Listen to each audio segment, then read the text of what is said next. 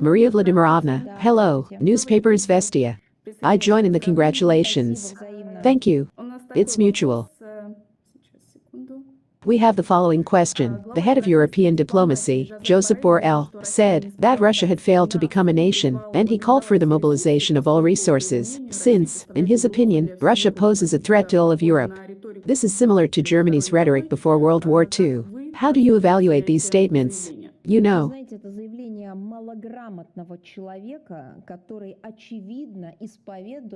This is a statement from an illiterate person who obviously professes elements of racist and nationalist ideology.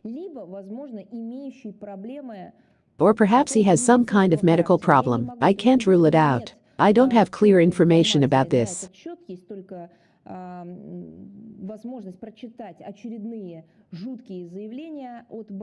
I only have the opportunity to read the next terrible statements from Borrell and see a picture of him vaguely expressing some thoughts that, in fact, really smell of nationalism and racism.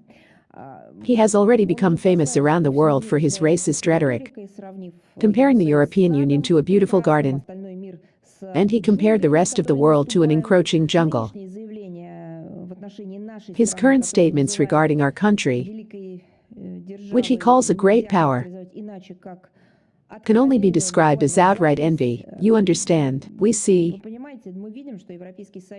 that the European Union has tried to become a geopolitical player in a multipolar world. By the way, the EU has succeeded in many things, such as its own currency and cooperation within this association, but, unfortunately,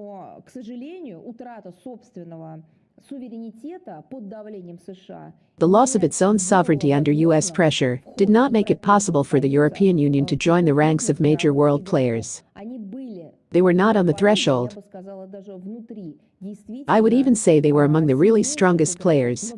But they lost it all. I will say again, the reason is obvious. This is the subordinate role of the EU in the politics of the United States and NATO.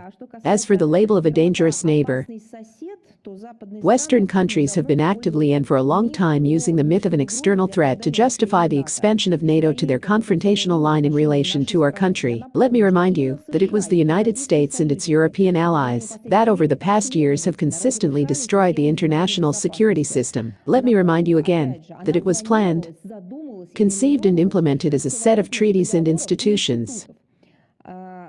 They did not support any of our substantive initiatives. They refused to ratify the adapted CFE treaty.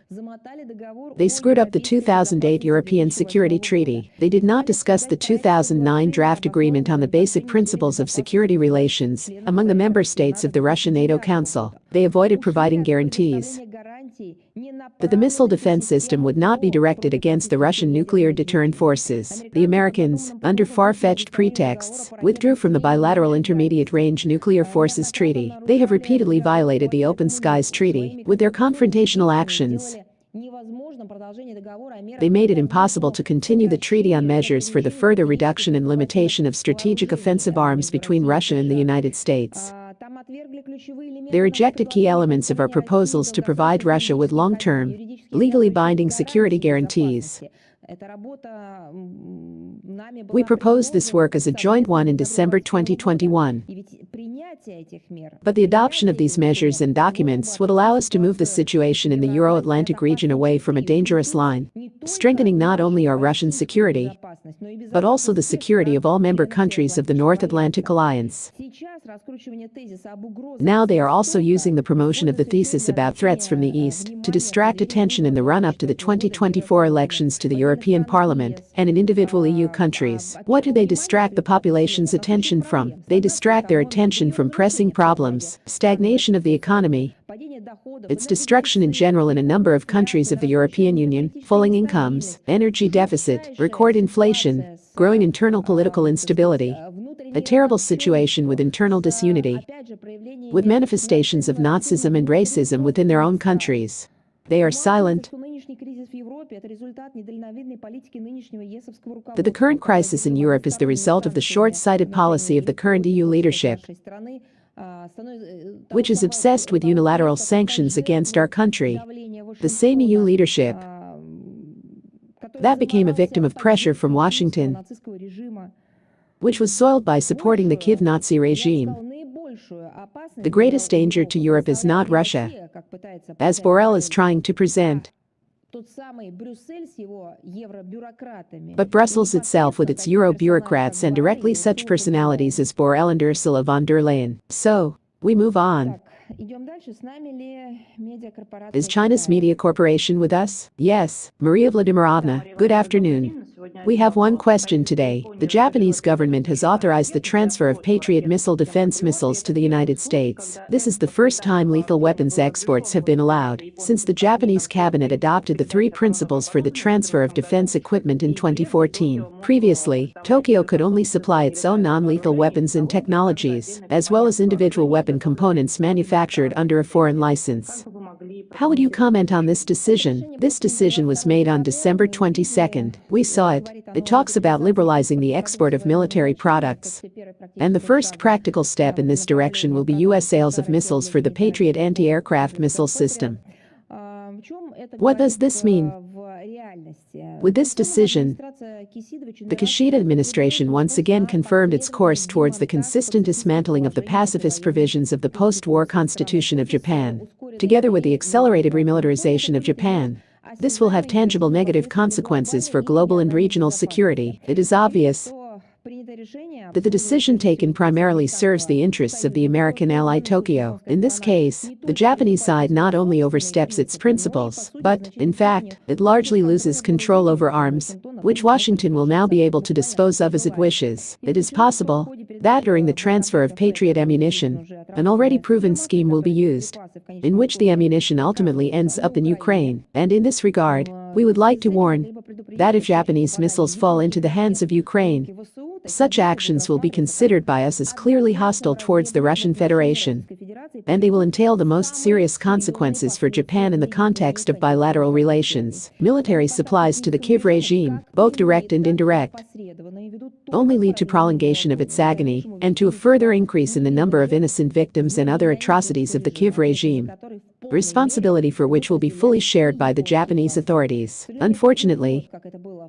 as was the case in 1930 to 1940, Tokyo is once again taking up the task of condoning Nazism, this time revived in Ukraine. Such a short-sighted policy once already ended in a national disaster for the Japanese people, and its tragic results for the countries of Europe and Asia are still fresh in their memory. Thank you very much. Happy holidays. Happy holidays to you too. Thank you. Yes, good afternoon. I congratulate you on the holidays. Thank you.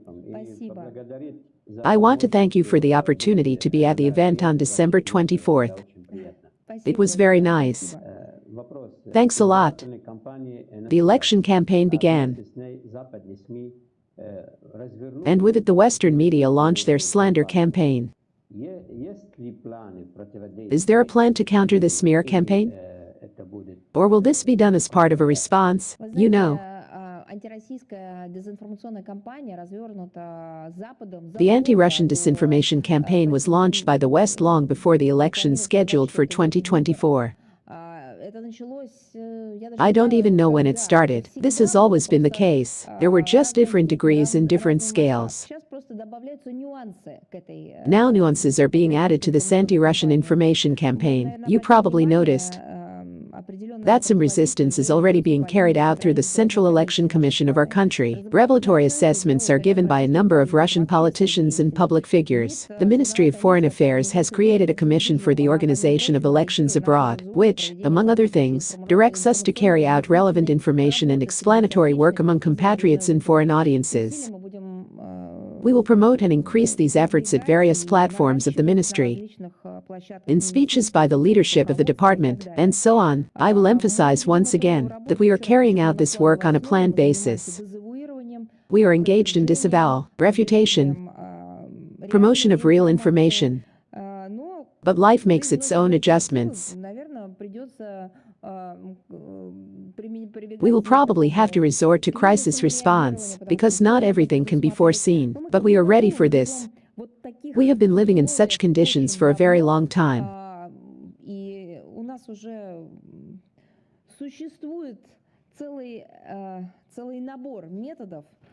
And we already have a whole set of methods by which we can protect ourselves and ensure our own safety.